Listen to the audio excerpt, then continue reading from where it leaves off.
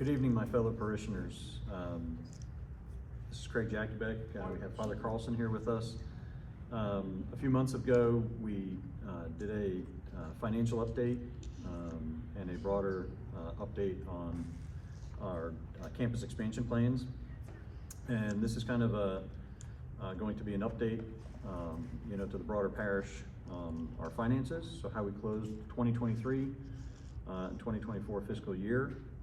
A review of our budget, and then going over our campus expansion plans and the initiation of formal planning and a capital campaign.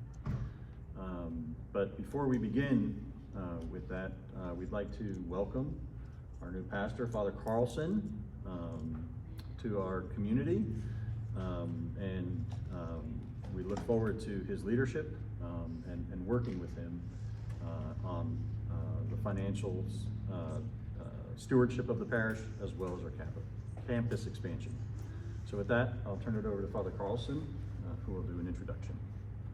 Hello, parishioners. Hopefully I'll have a chance to greet all of you at some point after Masses, but I did want to take this chance before Craig goes through some of the financials, much of which is very positive, some of the work done, as well as our upcoming project to beatify our space here at St. Dorothy. I just want to take a moment to introduce myself and then just give a bit of a background of who I am, where I come from, and how I've ended up here at St. Dorothy. So I was born right outside of Yosemite National Park in the Sierras to a family of 6, a devout, beautiful Catholic family, born and raised Catholic. And after receiving a degree in finance in Southern California from Concordia University, I moved to Charlotte to pursue a career in banking and worked about 6 months in that field. And it was during that time where I became better acquainted with St. Anne in Charlotte and Father Timothy Reed. And during that time, that was when God gave me the invitation to really turn things up a notch in my own faith. So I started really frequenting the sacraments. And really I attribute it to Father Reed. Hopefully he never watches this. But to him and his preaching and his obvious love for the Mass, and especially for the Eucharist, it really taught me how to pray. So it was actually through going to Mass at St. Anne that I learned how to pray in a new way. And it was through that those seeds of a priestly vocation were planted, and then ultimately it was in an experience in prayer.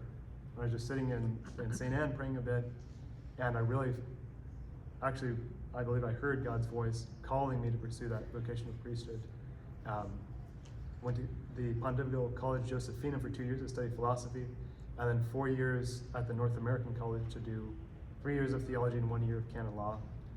After being ordained, 2 years at Our Lady of Grace in Greensboro, 3 at St. Mark, and now I've, through the bishop, been asked to be your pastor here at St. Dorothy. I'm delighted and will do my best, and look forward to meeting each of you here at St. Dorothy. Great, Father, thank you. And again, we're all looking forward to working with you and helping you steward, the parish of St. Dorothy's. So, just to kind of reground everybody on the kind of the Finance Council, the ways of working. I know we had put this slide out there last time I gave an update, but not everybody probably saw it. So it's just good to kind of bring people, in grounding. So the fiscal year runs July 1st to June 30th. The Finance Council meets quarterly to advise Father Carlson on the state of the parish. In reality, we've been meeting monthly, so there's very active management on the part of the Finance Council. Father Carlson has already started participating in those meetings. We had our first meeting yesterday. The budget review starts in May and is submitted to the diocese in June. At the end of the day, we've kind of pre-submitted it, but Father, we will review in detail the budget. Father Carlson will sign off on that. Father Miller has, in the transition, signed off on it. There's a rigorous budgeting process, that the Finance Council goes through. The diocese has access to our finances via a shared accounting platform. And then at the end of the day, any expenditure that takes place within St. Dorothy's, Father signs off on every check. So there's some oversight through the Finance Council in terms of direction. There's day-to-day management, through Allison, but at the end of the day, the overall direction, the overall accountability, and the overall sign-off happens through Father Carlson. There's, I think also, last time I had done an update, it was largely well received, but there was some serious concerns which were aired directly to the Chancery's office. They copied Matt Ferrante, the diocesan CFO, and many individuals within the parish were copied on that. And I think it's important to kind of give an update in terms of what the feedback that I received from Matt Ferrante. It certainly was eye-opening to myself in terms of how the diocese looks at, the oversight of a parish, particularly around the Financial Council, but then also in terms of how it looks at authority and how we're supposed to act relative to the authority structures that the diocese has in place through the bishop and its appointed priest. So when I got on the phone with Matt Ferrante, I said to him, hey, look, you've seen the feedback. What do we do with this? And Matt was very straightforward, very unemotional. We just need to tell the individuals in the parish at large, Father needs to tell the individuals in the parish at large, this is what we're doing.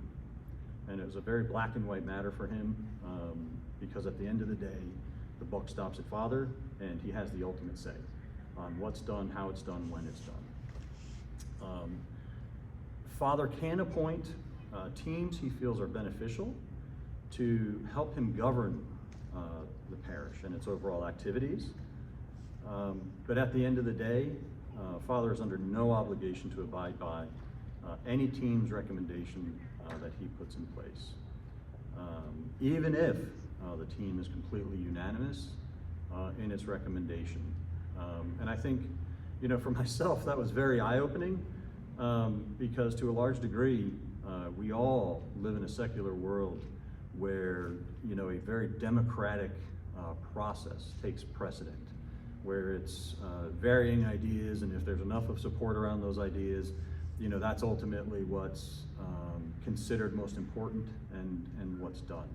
And the reality is that's not the way the church operates, and therefore that's not the way a parish operates. And Matt even went so far as to say, use a variety of examples with me where he was saying, look, I'm responsible for the Finance Council of the cathedral. We have a lot of very intelligent people, very well-trained people around finance and business that participate in that. And, we can come up with a recommendation and deliver it to the bishop. And the bishop could look at us and say, thank you very much for all of your hard effort. Thank you very much for your recommendations. But at the end of the day, we're going to choose, or I'm going to choose as bishop, a completely different path. And as a finance committee, we need to respect that and abide by that and line up and help him deliver on that. And again, it's pretty profound, the notion of, authority and our obligations as parishioners, but then also those who Father appoints to help him govern the parish, how we're supposed to operate relative to obedience. Because in the end of the day, what he was implying is we're being obedient to the authority God's put in place for us. If a team is not serving to the accomplishment of Father's objectives, Father can unilaterally fire the disruptive individual or the entire team if need be. How am I doing so far, Father? Are you we're gonna stay for one more day?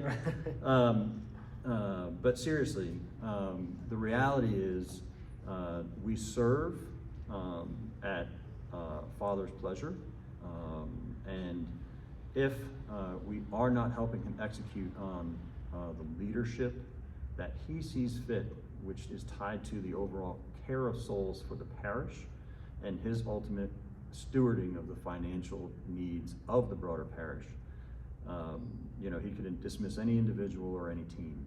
And again, Matt Ferrante, you know, went through some examples where, you know, pastors were calling him up and lamenting the challenges that they were having. You know, where, you know, the parish groups were fighting against the direction that a pastor was going to set. And Matt basically said, look, Father, it's very simple. Fire them and appoint a team who's going to help you execute on the leadership you see fit for the parish, for the greatest good and the care of souls. Again, very black and white, but not necessarily how we as individuals, a parish community, you know, look at this. It was fascinating to me because you know, as I said above, the concerns that were shared were felt to be very serious concerns on the part, you know, of those who were sharing them with the diocese. But the entire discussion was regarding who has authority and who does not. And it was a very profound moment for myself. And I hope everybody who was aware of this, who's been engaged in it, you know, takes that to heart. Because it's really critical as a parish community that we come together, that we work together, and that we follow our leader, who God has given to us and appointed to us to help us achieve eternal salvation. At the end of the day, all of these things are very minor relative to salvation. And, you know, we all need to be humble, myself included, in that regard. You know, I did reiterate with, you know, ask, you know, Matt, you know, regarding our communication of financials and whether they're compliant with diocesan requirements explicitly, as I did with the auditor who came in earlier this spring. And in fact, the way we've been communicating the financials has been compliant. You know, the overall picture around this is we operate in a divine kingship. That authority comes from God, appointed to the Pope through the bishop and to the priest. And at the end of the day, within the parish family, we call him Father, and he has absolute authority.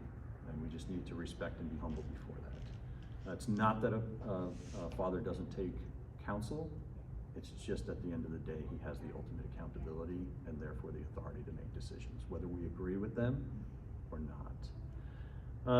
I think one of the other big themes, you know, that came up in discussions with Monsignor Winslow, as well as Matt, and I've kind of done a mashup of it, but I think it's important to think about these things, pray about it and ponder it, because for the diocesan offices, they look at it being a privilege in the context of a 2,000-year history of the Catholic Church.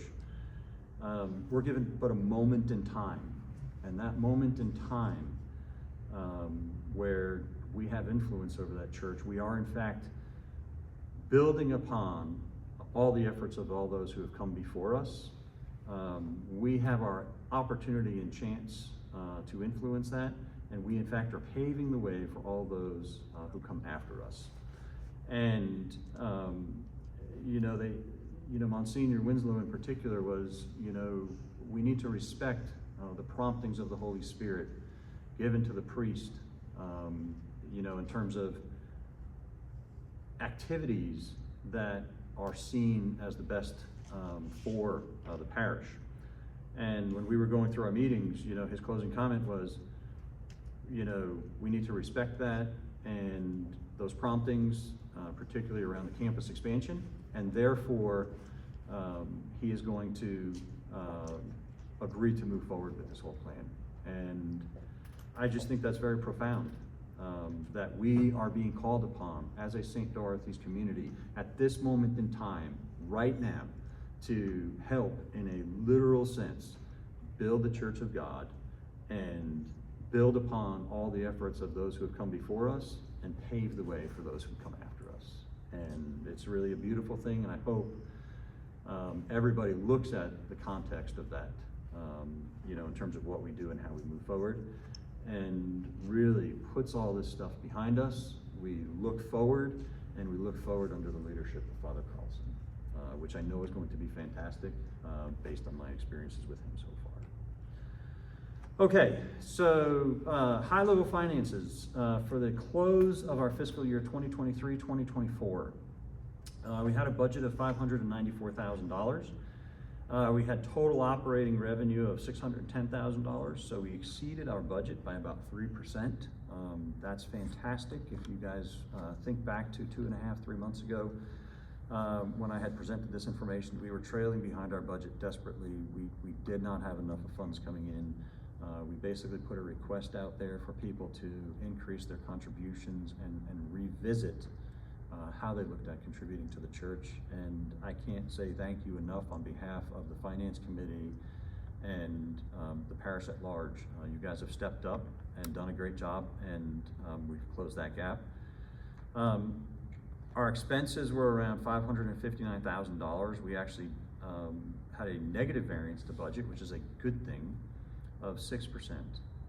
And as much as it's important to thank all of the parishioners for stepping up and helping us bridge the budget deficit and get us into some of this campus expansion, it's very important, particularly under the circumstances of what we've been through over the last 6 months with Father Miller being ill, to acknowledge the excellent stewardship and support of the ladies in the office.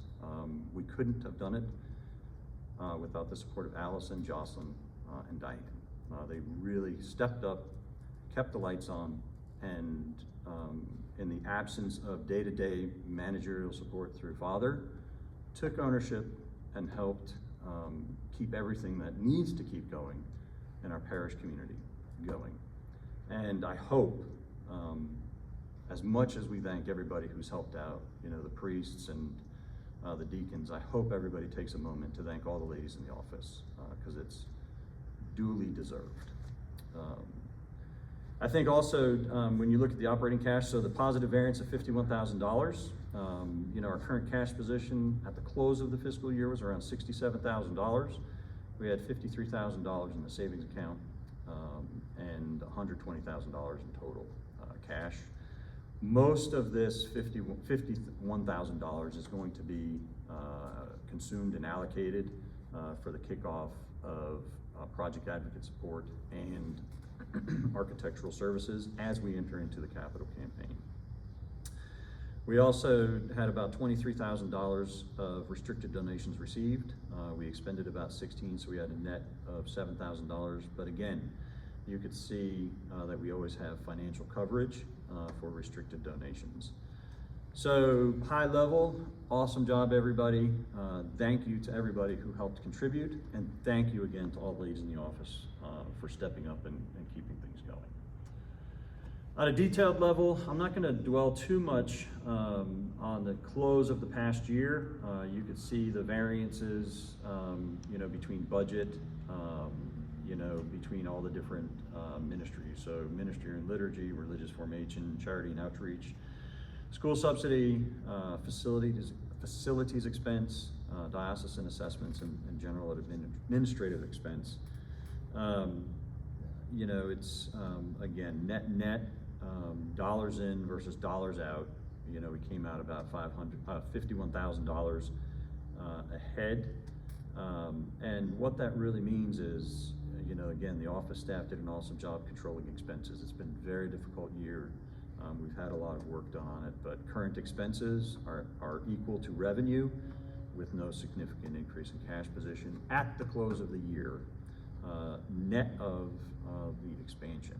Now, we will say this, we had absorbed about $14,000 in priestly support in the absence of Father Miller. Okay, so we came in dollars in versus dollars out after absorbing $14,000. So what that means is, as a parish community, since I did my last update, we've seen on average weekly contributions slowly creeping up, and our cash position, you know, a few $100s here, a few $100s there, slowly creeping up. And that's an awesome thing. And we need to keep doing that because we can't keep living dollar in versus dollar out. in terms of the budget for 2025, I've laid it out over here. You can see that we're planning on about a 3% increase. So the budget will be around $615,000 versus the $599,000 of the prior year. This was a complicated budgeting cycle for a variety of different reasons. I'll kind of talk about some of the high points. In general administrative, we had an offset of $14,000 for the visiting priest, so that G&A expense will go down. But we also had, mandated increases in terms of priestly salary, in terms of benefits, in terms of, healthcare, retirement accounts, things like that. We get those from the diocese, and they're just kind of put into the budget. We also had religious formation, so we're going to have a net offset for Meg's salary and a reduction of her gift. But then we also know we have an increase in costs associated with more confirmandi coming through the program this year, a change of how we're going to do the education with in-classroom training. Net, how it all balances out, we'll have about a $12,000 reduction in our religious education account. For facilities, we're going to maintain a non-cash expense associated with campus expansion support and increasing our cash position. So there's about $51,000 in the budget. We know as we enter into the capital campaign, there's going to be additional costs in there. We know, we need to keep, as a parish community, working to increase our cash in the savings account position. We also included some nominal costs. There's things that come up when you bring a new priest in for transition. It's not substantial, but we were making an account for that. And we also know that the AC system in the rectory is old. We're trying to nurse it along here, but that will likely have to get replaced this year. What we're going to be doing is publishing the budget on the bulletin board in the baptistry, like we have done historically. And then if we can work it out, it will also be published in the bulletin at this weekend's masses, as well as this presentation. So you'll be able to listen to the presentation, look at the information, and see it all there. So in total, from a financial perspective, we've made a tremendous amount of progress. We need to keep doing what we've been doing and stretch ourselves and increase as we can. A huge thank you to all the parishioners for trying to do that over the last 3-4 months. Minus these last 3-4 weeks when people are on vacation, it has been noticed. We are going to continue the weekly updates in the bulletin. We try to monitor, what makes most sense. We've been making slight changes to it, and we'll continue to do that to try to make it more pertinent and understandable for everybody. And then just again to reiterate, the suggested donations, in terms of how people need to look at stewarding their finances and giving to the Catholic Church. If you're making $40,000 a year as a family, and you're giving $20 a week in weekly contributions, you're only giving about 3% of your weekly your annualized income to the church, and the recommendation is around 10%. We know all of it doesn't need to come to the church, but we need people to, for the benefit of their souls, to kind of keep moving up, and whether it's to the church or other charitable institutions, try to move up to 10%. And for example, think about it. If you're making an annualized income of $120,000, and you're only giving $20 a week, you really need to consider doing something more as best you can. And again, I said it last time, I'll say it again. This is as much an encouragement to myself as it is to the broader parish community, because I know for myself I hadn't been really paying attention to these things as much as I could, and we are changing, on a personal level, our giving practices. With that kind of concludes the financial update. What I'd like to transition into is, an update on the St. Dorothy's facility expansion. There's a lot of really good news here. So last time we got together, I gave an update. It was a positive thing and a disturbing thing, I think, for some people. And I'm saying, hey, we have a critical need here, and we need to raise $50,000 in the next, couple of months, so that we can get into this capital campaign campus expansion process, and hire architects and get the project support services. I am incredibly grateful on behalf of the entire parish community to all those who have contributed and helped us bridge that gap. Thank you very much. You know, the funds have been secured. The contracts with the architect and the project support services have been signed. And, you know, when I've gone back to Monsignor Winslow, you know, and said, hey, look, we don't have those funds, he says, go back to the parish community and ask them and see what happens. And in his mind, what he was saying is, if this is of the Holy Spirit and guided by the Holy Spirit, the funds will be there. And, you know, the parish community has come together and made that happen. And with that, we are going to kick off the capital campaign meeting this week. You know, there's a large group of people who are going to participate in that, learn about it. We need a lot of support. And we're going to restart our building committee activities with the architect and the diocesan staff. So again, thank you to everybody. It's humbling to be presenting something like this and then see the fruits come forward through the hands of many people. I'd like to reground everybody in terms of what the priorities are around campus expansion. So the number one priority is an adoration chapel. That will go in the location of where Atrium 1 is. It's going to have 24-hour access. It's going to have locked doors to the church, sacristy, and hall. It's going to have access to restrooms. We will be hiring an architect, a liturgical architect, to help us with the fit, finish, statuary, altar, you know, seating. So it's going to be a beautiful space that uplifts us as we adore our God. You know, we're fully certain that not only at an individual level, but at a parish level, you know, this is going to reap incredible spiritual benefits. So that's the number one priority in Adoration Chapel. The second priority is relocation of Father Carlson on site. So we're going to sell the existing rectory.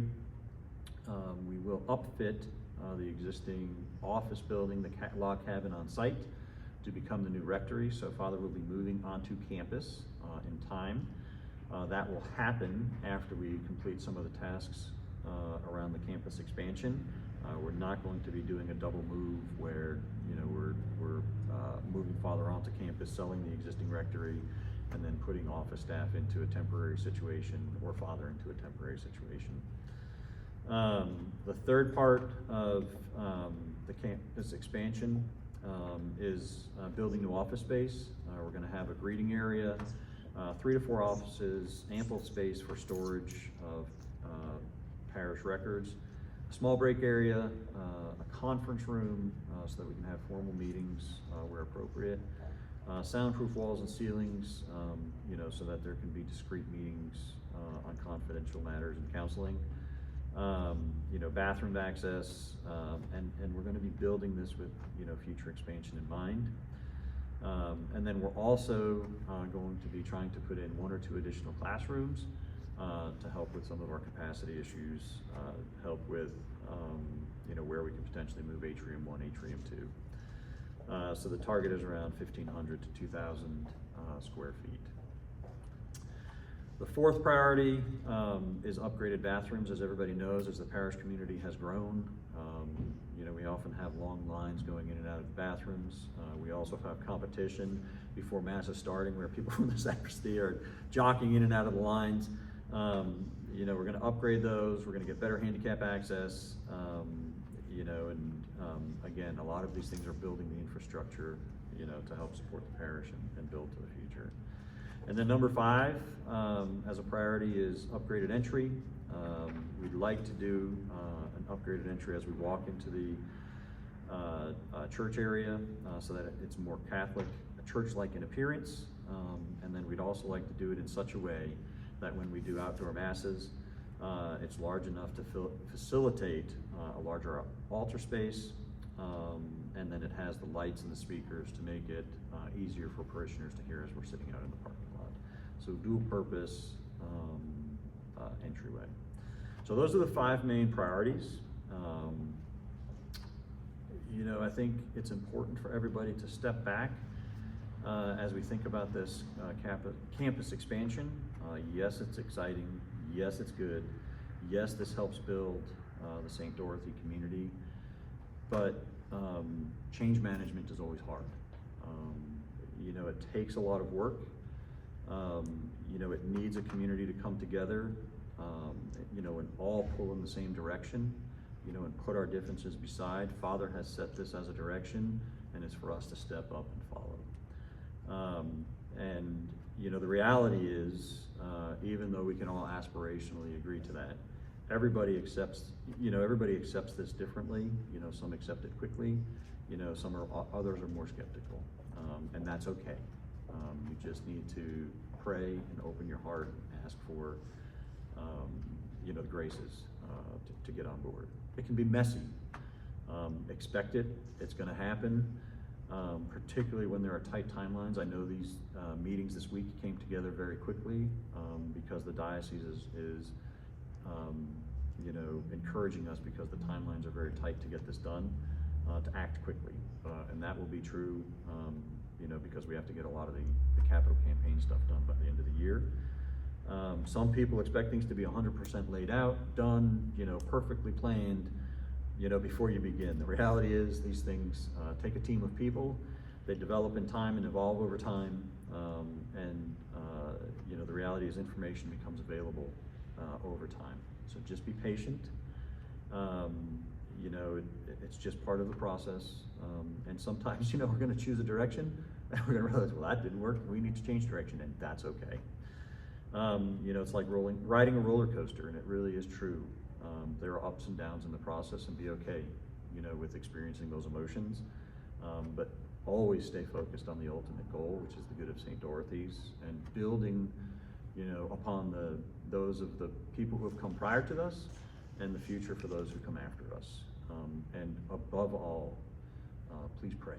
Pray for our success, pray for our wisdom, pray for the grace that we're able to get through this and raise the funds necessary to accomplish what God is in fact asking us to do through our leader.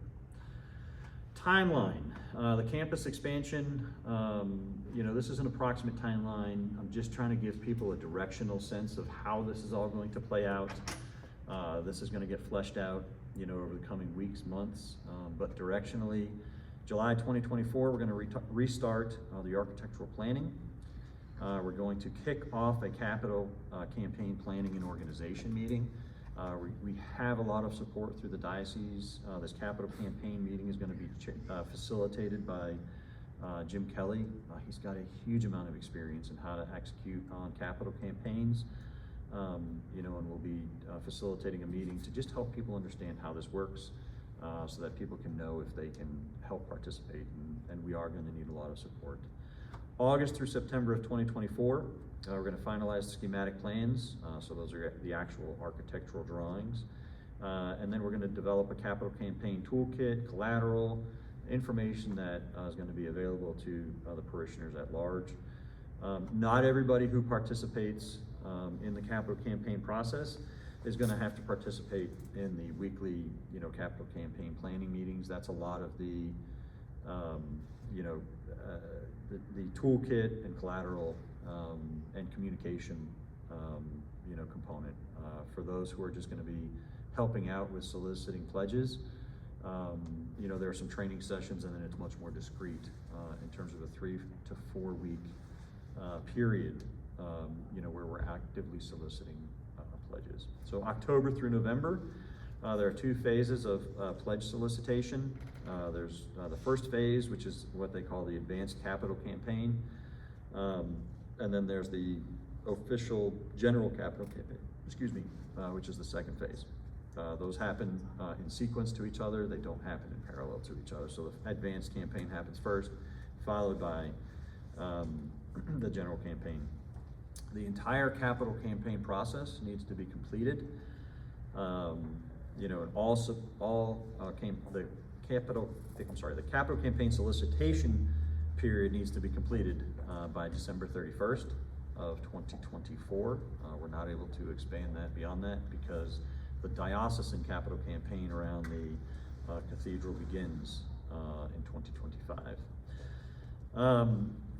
one of the questions that came out of the presentation last time is, when do we actually start building? You know, people had this perception and, you know, that it was a 5 or 10 year time horizon. This, as you can see, is very much immediate, and the fruits will be immediate. The plan is sometime in 2025, 2026, you know, we'll award bids for construction, and the construction begins depending upon how much of the funds come in from the pledge payments. Okay, so we collect all the pledges through the end of the year, and then as those funds come in, that'll determine when we actually pull the trigger, break ground, and actually start the actual building process. You know, and there's some financial guidelines from the diocese around that. The budget for this, we're not going to take on any debt as a parish community. So what we raise through the capital campaign process and through the sale of the rectory, the existing rectory, is what we will use to build the campus expansion out. So the sale of the rectory, we're figuring, is going to generate around $300,000. Basically, we're taking an asset that the parish has and leveraging it to multiply what we do on campus. Okay, so some of the questions are going to be, well, why don't we just keep that and do some of this? The reality is it's going to cost too much. We're going to leverage some of that asset to expand and multiply what we're doing on campus. The capital campaign is roughly going to look something like this, but you know, these numbers need to get solidified once we get 100% bid solicitation. But you know, we're going to have 3 target levels. For target A, you know, we're hoping to raise $600,000. If everybody's really generous, you know, target B would be $700,000, and if people are still more generous, target C would be $900,000. We laid out 5 components that we'd like to see in this campus expansion. The combined efforts of, you know, so for example, we're going to break it out. If we generate $900,000, that would be $300,000 in the sale of the rectory, plus $600,000 in what we raised through the capital campaign.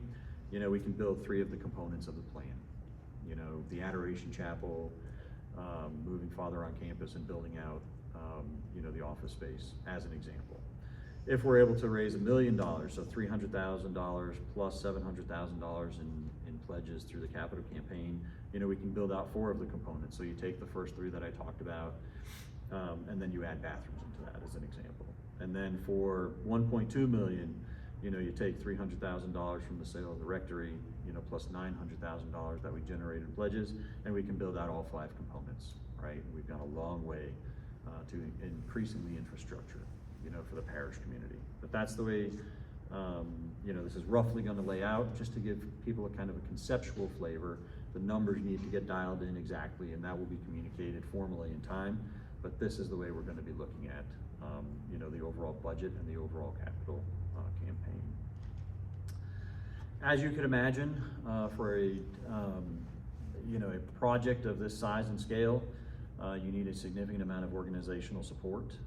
So congratulations, Father.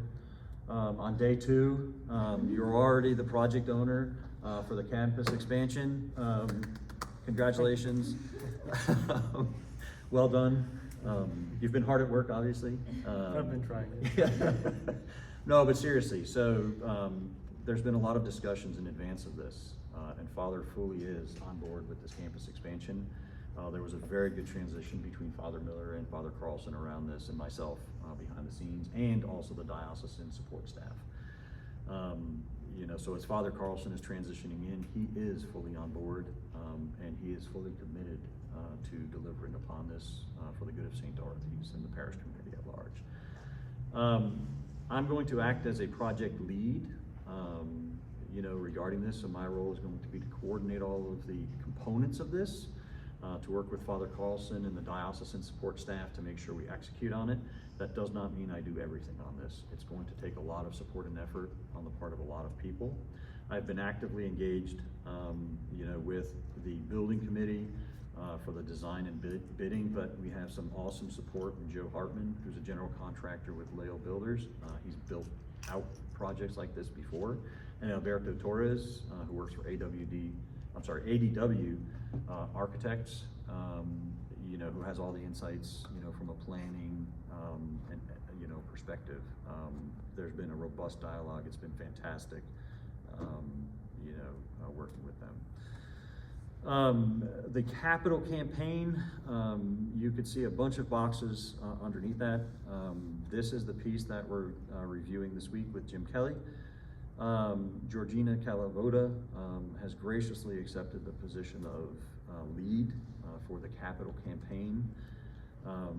You know, she's been feverishly working to try to get invitations out for the meetings this week. This has all come about very quickly and in advance of Father Carlson coming on board. But the rough buckets associated with this is we're going to have an English team lead, and then there's going to be people who help support the capital campaign under the English side of things for advanced gifts and general gifts. There's going to be a Hispanic lead and team. Again, the names are to be determined in terms of who's going to support this. And then underneath that, there's people who help support advanced gifts and general contributions. There's a publicity committee with a lead that needs to be determined, and a team that helps support that, an administrative committee with a lead and a team that supports that. Above this, there's a steering committee, if you want to look at it like that, that includes Father Carlson, myself, Miss Georgina, you know, and some of the leads associated with each one of these groups, to help make sure we're executing on this, to help make sure we're coordinating all the parts, to help make sure we're staying within the guidelines and timelines established for us by the diocese. So you can see there's a huge amount of support that's needed. Again, I would encourage everybody, you know, to pray about participating and helping on this. You know, we're going to need support to execute on this. And I know we have within this parish community, you know, fantastic parishioners with a lot of skills. And I would encourage people, you know, to consider actively participating in this. With that, that concludes, you know, the update and the presentation. As it makes sense, moving forward, periodically, we're going to be, you know, giving further updates on the campus expansion, obviously, and as it makes sense, you know, updates on the financials as well. With that, I'd like to thank everybody again for all of their support.